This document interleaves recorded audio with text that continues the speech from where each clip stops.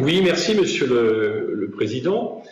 Monsieur le Président, Madame la Vice-Présidente, mes chers collègues, à la lecture de ce rapport et de son titre très emphatique, il faut le dire, une ambition forte pour les mobilités, soutien massif au transport ferroviaire, engagement renforcé dans la mobilité, on peut se demander, et je dis ça sans aucun esprit polémique, si vous ne nous prenez pas pour des imbéciles. Vous nous invitez à voter des dispositifs qui auraient très bien pu être délibérés en commission permanente, là où se votent toutes les délibérations techniques ou d'application de nos politiques. On cherche dans ce rapport la politique cadre et ambitieuse annoncée dans le titre. Vous essayez de faire du plein avec, il faut le dire, du vide. Quelques exemples. On doit voter la maintenance à mi-vie de nos rames TER.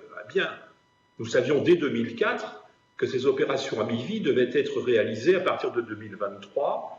Est-ce que cela fait une politique ambitieuse forte? Aucunement. C'est de la maintenance. Un rapport de commission permanente aurait suffi.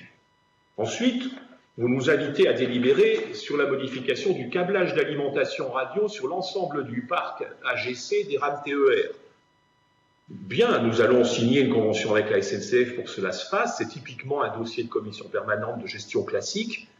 Est-ce que cela fait une politique de soutien massif au transport ferroviaire? Non, je ne le pense pas. C'est de la technique pure. Il fallait le faire. Nous le faisons. Autre exemple, nous devons voter un avenant pour remplacer tous les terminaux radio non conformes à la norme de référence qui prévaut aujourd'hui. C'est très bien, mais franchement, il n'y a pas de politique ferroviaire là-dedans. Un vote de commission, là aussi, aurait suffi. Dernier exemple, avec un avenant sur des changements de matériel sur des rames ferroviaires, très bien, il s'agit de dossiers d'ingénieurs, de techniciens extrêmement compétents, mais nulle politique ferroviaire ambitieuse, vous en conviendrez. Car c'est bien là le problème. Où est la politique ferroviaire ambitieuse pour notre région? Certes, nous avons vu souvent, à l'occasion, votre intérêt pour le développement des routes hors de notre compétence. Et derrière ces rapports techniques ferroviaires, vous faites le plein avec du vide, comme je le disais tout à l'heure. Comme ces opérations sont très onéreuses, elles vous permettent d'afficher un financement global de plus d'1 milliard pour le ferroviaire. C'est la chose qui compte pour vous. L'affichage, la communication sur un bon chiffre rond de plus d'1 milliard et le tour est joué. Et vous ferez le tour des médias pour dire combien le ferroviaire vous préoccupe et combien la région investit. Peu importe s'il s'agit de maintenances tout à fait courantes et habituelles qui, si elles assurent le confort et la sécurité que l'on doit à nos usagers, ne changent rigoureusement rien, mais alors rien du tout, à l'offre ferroviaire. Alors tout de même, il y a vos plans de relance du rail. Un plan pour l'Auvergne et un autre pour Rhône-Alpes, pour lesquels vous annoncez vouloir mobiliser 471 millions d'euros sur la seule part région et près de 289 millions d'euros pour l'État, soit un total d'environ 760 millions d'euros. J'observe par ailleurs que la décision modificative du budget n'ouvre que 212 millions en investissement sur le chapitre transport, soit même pas le tiers des investissements qui doivent être programmés. Mais sur le fond, Monsieur le Président, il y a de quoi être surpris. Nous avons aujourd'hui deux plans, un pour l'Auvergne et un pour Rhône-Alpes. On ne construit toujours pas une seule et même région. Et de ce point de vue, votre plan ferroviaire n'élabore aucune démarche de liaison transversale est-ouest qui permettrait de structurer une seule et même région. Vous n'avez de ce point de vue aucune ambition pour améliorer la desserte entre Lyon et Clermont-Ferrand, ni entre Lyon et Montluçon, ni entre Clermont-Ferrand et Saint-Étienne. Voilà 72 heures que vous découvrez le tronçon entre Thiers et Boin.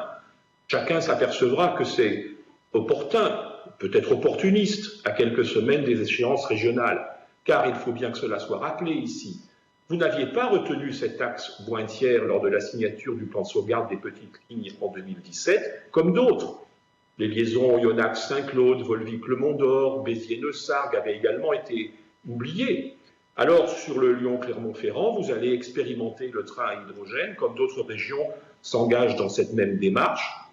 Et nous vous rappelons cependant qu'il a fallu qu'un amendement soit déposé par Alain Bussière au nom de notre groupe lors du débat budgétaire de 2019 pour que notre région prenne le tournant du train à hydrogène. Pour l'instant, nous n'avons pas le détail du plan ferroviaire pour l'Auvergne. Aucune annexe ne permet d'identifier les lignes qui ont fait l'accord avec l'État le 5 octobre 2020. Nous connaissons via la presse les intentions pour le Clermont-Ferrand-Paris. Mais pour le reste, le flou domine. Quant au volet rhône-alpin, les informations qu'il contient confirment que les grands dossiers d'infrastructure n'ont pas bougé durant ce mandat. Tous étaient déjà inscrits au CPER 2015-2020, dont vous aviez la responsabilité de le mener à bien. Il y a cependant un sujet qui n'apparaît pas, c'est celui des accès français au Lyon-Turin. Vous ne mobilisez pas notre région sur ce dossier. Pourtant, il s'agit d'un enjeu majeur d'amélioration de la liaison ferroviaire entre Lyon et l'est de la région, permettant de fluidifier le trafic TER entre Lyon et Annecy, Lyon-Chambéry, Lyon et Grenoble. Le tunnel de base n'est pas de notre compétence, alors que les accès français, eux, constituent un projet d'infrastructure qui permettra de mettre plus de TER, plus de trains du quotidien pour rallier Lyon depuis l'ensemble du sillon alpin. Voilà une ambition forte qui fait défaut dans votre politique. Jamais nous n'avons délibéré sur ce sujet majeur tout au long de ce mandat. C'est, me semble-t-il, la preuve que vous ne préparez pas notre avenir. Enfin, vous avez décidé de revenir à la raison sur l'A45. Vous admettez enfin l'abandon de ce projet autoroutier pour envisager des alternatives. Toutes les oppositions de gauche vous ont demandé maintes fois, dans tous les débats, d'abandonner les 141 millions d'euros que vous persistez à maintenir en autorisation de programme dans notre budget. Encore au budget 2021, nous avions eu ces débats, preuve que vos intentions ne sont pas très claires. Mais aux côtés de l'État, vous mettez 100 millions d'euros pour améliorer les déplacements entre Lyon et Saint-Étienne. C'est toujours moins que 141 que vous vouliez donner à Vinci, qui se rémunère pourtant largement sur les concessions autoroutières qui lui ont été accordées. Mais on est très loin du grand projet de RER métropolitain que notre région devrait et pourrait porter sur cet axe si important.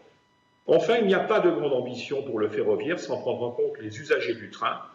Et c'est sous votre mandat, Monsieur le Président, que les comités de ligne ont disparu et que vous avez supprimé 90 millions d'euros de compensation tarifaire qui permettaient aux plus modestes d'être incités à prendre le train. Enfin, il n'y a pas d'ambition pour la mobilité si on n'implique pas les territoires. Et sur la mise en œuvre de la loi mobilité qui doit décider les intercommunalités à prendre la compétence avant le 31 mars, vous voulez leur imposer un diktat. Nous ne pensons pas qu'il y ait de risque de partage de compétences entre la région et les intercos si nous travaillons correctement avec elles. Cet argument est donc fallacieux. La loi aurait pu être anticipée pour préparer à travailler à une bonne coordination en articulation avec les bassins de mobilité. Donc nous pensons que ce travail n'a pas été réalisé et nous retrouvons à voter une convention à l'avant-veille de la prise de la compétence. Tout ça est regrettable pour les territoires et pour nos concitoyens. Je vous remercie, mes chers collègues, de votre attention.